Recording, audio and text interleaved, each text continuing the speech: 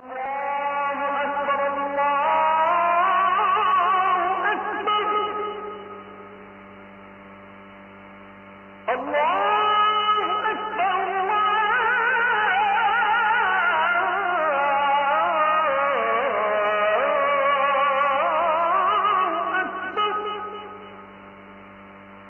ভাবে আবার বাবরি মসজিদ নির্মাণের কাজ শুরু হয়েছে।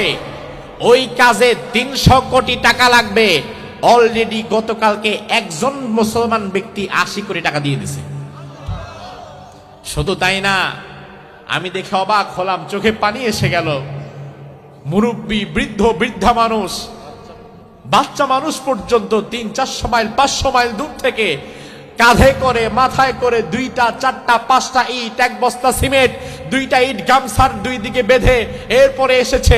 তাদের একটাই দাবি, এই বাবরি মসজিদের জন্য আমার দেওয়া একটা ইটও থাকে। ৩০ বছর আগে ১৯৯২ সালে বাবরি মসজিদকে তারা শহীদ করেছিল। বাবরি মসজিদ ভেঙে চুরমাচুর করে দিয়েছিল। আজ ২০২৫ সালে নতুন ভাবে মুর্শিদাবাদে আবার বাবরি মসজিদ নির্মাণের কাজ হচ্ছে। আমরা আমাদের প্রতিটি মুসলমানের সমর্থন সেই বাবরি মসজিদের প্রতি দিয়ে রাখলাম। ভবিষ্যতে ভারতের কোন জালিম যদি নতুন বাবরি মসজিদের দিকে হাত তুলে, বাংলাদেশের বর্ডার খুলে দিয়ে মুসলমানেরা বাবরি মসজিদ রক্ষার্থে কারা কারা এগিয়ে যাবে, 2 হাত তুলে আল্লাহরে দেখা।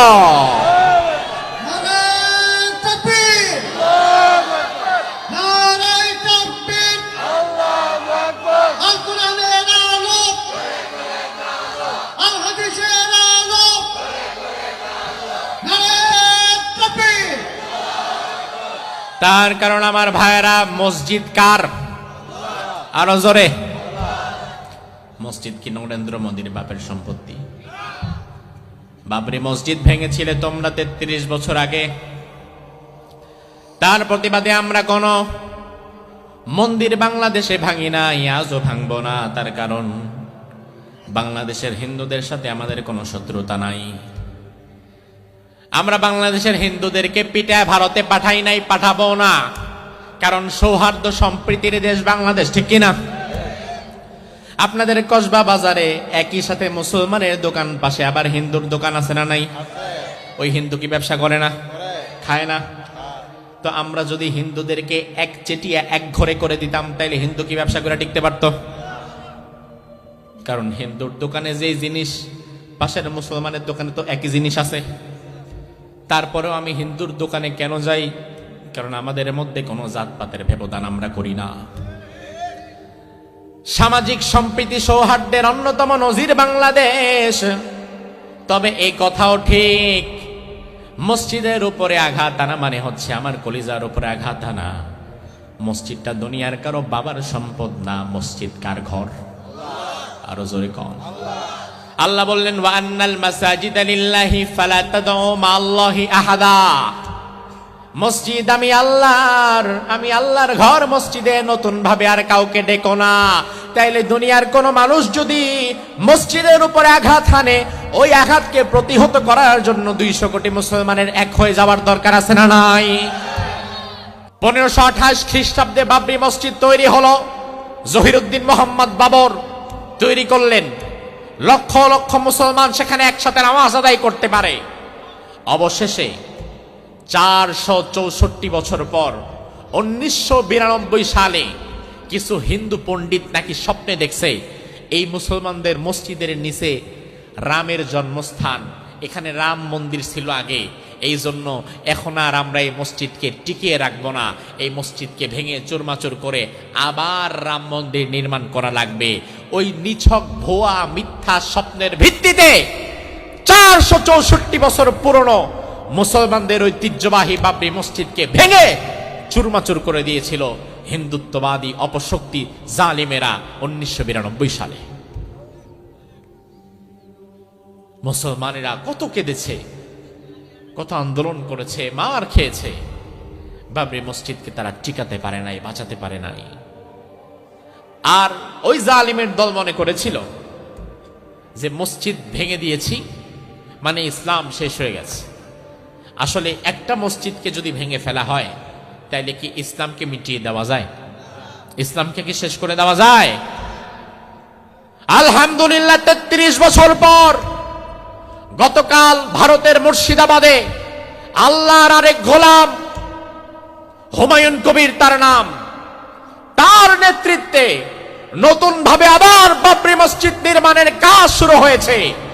ওই কাজে ৩০০ কোটি টাকা লাগবে। অলরেডি গতকালকে একজন মুসলমান ব্যক্তি ৮০ কোটি টাকা দিয়ে দিয়েছে। শুধু তাই না, আমি দেখে অবাক হলাম, চোখে পানি এসে গেল। মুরব্বী, বৃদ্ধ, বৃদ্ধা মানুষ, বাচ্চা মানুষ পর্যন্ত ৩00-৪০০ মাইল ৫০০ মাইল দূর থেকে কাঁধে করে, মাথায় করে ২টা, ৪টা, ৫টা ইট, এক বস্তা সিমেন্ট, 2টা ইট গামছার 2 দিকে বেঁধে এরপরে এসেছে। তাদের একটাই দাবি, এই বাবরি মসজিদের জন্য আমার দেওয়া একটা ইটও থাকে। সুবহানাল্লাহ কইবেন না? এত পরিমাণ স্বতঃস্ফূর্ত ভাবে মুসলমানেরা গতকালকে আবার নতুন ভাবে বাবরি মসজিদের ভিত্তিপ্রস্তর স্থাপন করেছে। লক্ষ লক্ষ মুসলমান সমবেত হয়েছে। হিন্দুত্ববাদী জালিমদের মাথায় আগুন ধরে গেছে। নতুন ভাবে তারা আবার নতুন বাবরি মসজিদের এই পরিকল্পনা ধ্বংস করে দেওয়ার জন্য পায়তারা করছে। আমার মুসলমান ভাইরা, ৩৩ বছর আগে ১৯৯২ সালে বাবরি মসজিদকে তারা শহীদ করেছিল। বাবরি মসজিদ ভেঙে চুরমাচুর করে দিয়েছিল। আজ ২০২৫ সালে নতুন ভাবে মুর্শিদাবাদে আবার বাবরি মসজিদ নির্মাণের কাজ হচ্ছে। আমরা আমাদের প্রতিটি মুসলমানের সমর্থন সেই বাবরি মসজিদের প্রতি দিয়ে রাখলাম।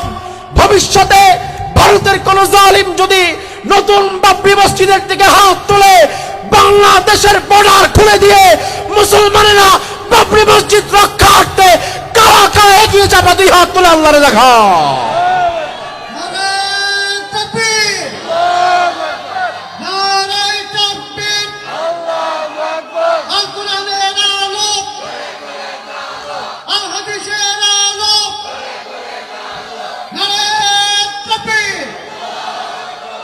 তার কারণ আমার ভাইয়েরা, মসজিদ কার?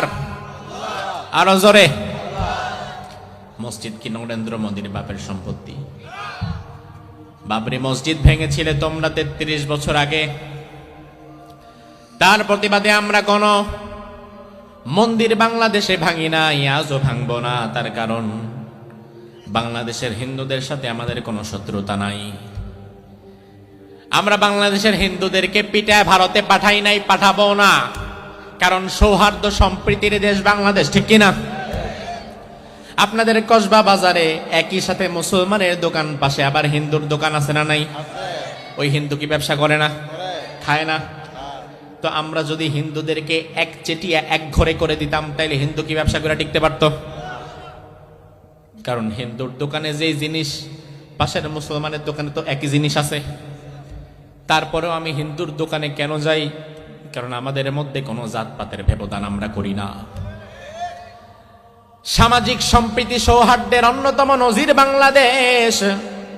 তবে এই কথাও ঠিক, মসজিদের উপরে আঘাত আনা মানে হচ্ছে আমার কলিজার উপরে আঘাত আনা। মসজিদটা দুনিয়ার কারো বাবার সম্পদ না। মসজিদ কার ঘর?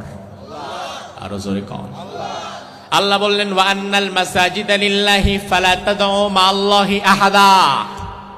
মসজিদ আমি আল্লাহর ঘর। মসজিদে নতুন ভাবে আর কাউকে ডেকো না। তাইলে দুনিয়ার কোন মানুষ যদি মসজিদের উপরে আঘাত হানে, ওই আঘাতকে প্রতিহত করার জন্য 200 কোটি মুসলমানের এক হয়ে যাওয়ার দরকার আছে না নাই? কিন্তু দুর্ভাগ্যজনক বিষয় হচ্ছে 200 কোটি মুসলমান কিন্তু দেখবেন এক হবে না। কিছু মুনাফিক মুসলমান আছে, তারা বলবে এত ঝামেলায় আমরা নাই।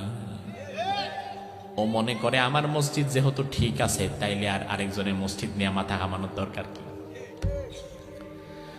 আসলে গোটা পৃথিবীতে মুসলমানরা এখন নির্যাতিত, নিষ্পেষিত, লাঞ্ছিত, বঞ্চিত। তার কারণে মুনাফিকেরা মুসলমান, গোটা পৃথিবীর 200 কোটি মুসলমান যদি আজকে ঐক্যবদ্ধভাবে দাঁড়িয়ে যাওয়ার সিদ্ধান্ত নিত, তাইলে বাবরি মসজিদ তো ভালো, ফিলিস্তিনের আল আকসাও তো আমাদের হাতেই থাকতো। আমি গত রমজানে ছিলাম মিশরে।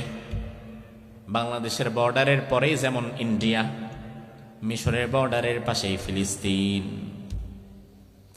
ফিলিস্তিনি ভাইদের ওখানে আমি 5 দিন ছিলাম। এই রমজানে 5 দিন অসংখ্য ফিলিস্তিনি মাজলুম ভাইদেরকে আমরা ইফতার করিয়েছি, খাইয়েছি, ঈদ সামগ্রী দিয়েছি। ওই ফিলিস্তিনের মুসলমানদের চোখে এত পরিমাণ কান্না আমি দেখলাম। আপনাদের অনেকের ঘরে হয়তো 1-1.5 বছর, 2 বছর, 2.5 বছর, 3-4 বছরের ছোট বাচ্চা আছে। ফিলিস্তিনের সেই মিশরের বর্ডারের পাশে বাংলাদেশে যেমন কিছু রোহিঙ্গা বাসাবাদী থাকে, মিশরের বর্ডারেও ফিলিস্তিনের কিছু ভাই উদ্বাস্তু হিসাবে তারা তাঁবুটা নিয়ে রয়েছে। সেখানে আমি এমন হাজার হাজার বাচ্চা দেখলাম যাদের বয়স 2 বছর, 3, 4, 5 বছরের মধ্যে, ছোট ছোট বাচ্চা, যাদের চেহারার সৌন্দর্য যাদের সৌন্দর্যকে হার মানায়। কারণ ফিলিস্তিনের মানুষ বাই নেচার তারা এমনি সুন্দর। আমি দেখলাম এমন হাজার হাজার বাচ্চা, ছোট ছোট বাচ্চা, নিজের খাবার নিজে মুখে তুলে খাওয়াটাও শিখে নাই। ওই অবস্থার মধ্যে তাদের দুনিয়াতে মাও নাই, তাদের বাবাও নাই। আমরা যখন 1 প্যাকেট বিস্কিট অথবা ইফতারের সময় 1 প্যাকেট বিরিয়ানি অথবা কোনো খাদ্য সামগ্রী নিয়ে যেতাম, ওই ছোট ছোট বাচ্চারা ক্ষুধার তাড়নায় একটা প্যাকেট দেখে সবাই হামলে পড়তো। আপনার বাচ্চার পেছনে পেছনে ঘুরেন, খাইতে চায় না কত খাবার।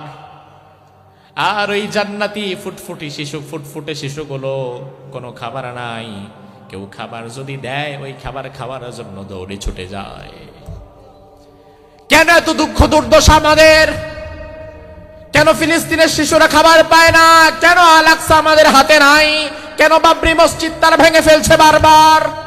কেন বাবরি মসজিদ আমরা বাঁচাতে পারলাম না? আল আকসা কেন আমাদের হাতে রাখতে পারলাম না?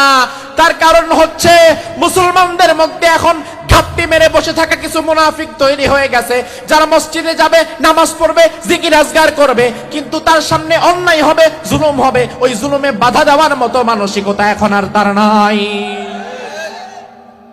এই মুনাফিকগুলার জন্যই মূলত ইসলাম আজকে নির্যাতিত, ঠিক কিনা?